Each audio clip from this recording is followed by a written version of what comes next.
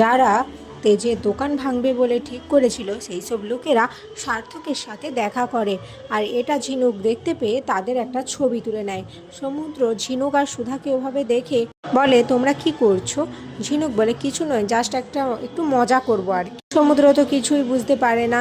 এদিকে সার্থকদের দোকানে একটা মাতাল লোক আছে, বলে সে ওই বিস্কিটটা কিনবে।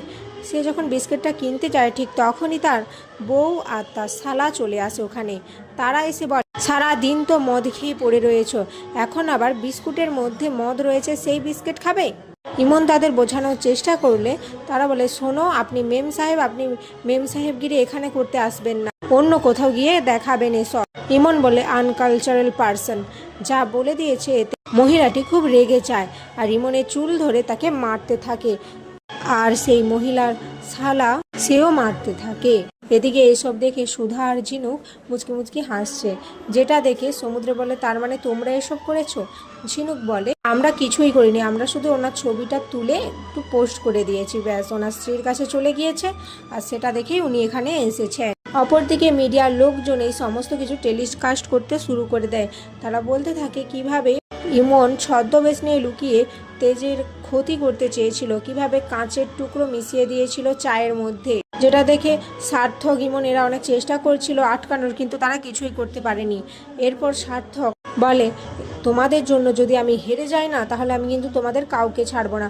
ইমন বলে, আরে আমি কি করলাম, সব এই মেজকা আর অনিমেষ করেছে। মেজকা আর অনিমেষ বলে, আমরা তো সব কিছু ঠিকঠাকই করছিলাম, তোমার জন্যই তো ফেঁসে গেলাম। তুমি নিজে একটু ভালো করে ছদ্মবেশ নিতে পারো না? সবসময় দামি দামি জিনিসপত্র পরবে, আর সেগুলো দেখেই তো চিনতে পেরে গেল তোমাকে, না হলে কিভাবে বুঝতো সুধা বলো? নিজে দোষ করবে আর আমাদের ফাঁসিয়ে দিচ্ছ। এদিকে সুধাদের বিস্কিট জনতার এত ভালো লেগেছে যে তারা খুব বেশি বেশি করে অর্ডার করতে থাকে তেজের কাছে। এরপর রেজাল্ট অ্যানাউন্সের সময় ইমন দেখে তাদের খুব বেশি টাকা হয়নি। তখন সে বলে, যে করে হোক আমাদের এই কম্পিটিশনটা জিততে হবে। তাই সে নিজের পার্স থেকে সমস্ত টাকা তাদের দোকানে রেখে দেয়। এদিকে যখন রেজাল্টের জন্য টাকা গোনা হয় তখন ইমনদের হয় 5,500 টাকা আর সুধাদের হয় 2,600 টাকা, যেটা দেখে ইমন খুব হাসতে থাকে আর বলে, এই তাহলে নমুনা, আমরা খুব সুন্দরভাবে জিতে গেলাম, তাই তো? এদিকে সুধা ভেবে পায় না যে কিভাবে এটা হলো, এমন তো হওয়ার কথা নয়। বসু মল্লিক পরিবারের সবাই খুব চিন্তা করতে থাকে। ঈশিকা তেজকে বলে, তেজ, আমি তোমাকে আগেই বলেছিলাম যে এত কম দামে বিস্কিট বিক্রি করো না, দেখলে তো এই মেয়েটার জন্য আমরা হেরে গেলাম। এদিকে সুধার মনে পড়ে যায় যে এখন অনেক টাকা রয়েছে যেগুলো তারা অন্য একটা জায়গায় রেখে দিয়েছিল।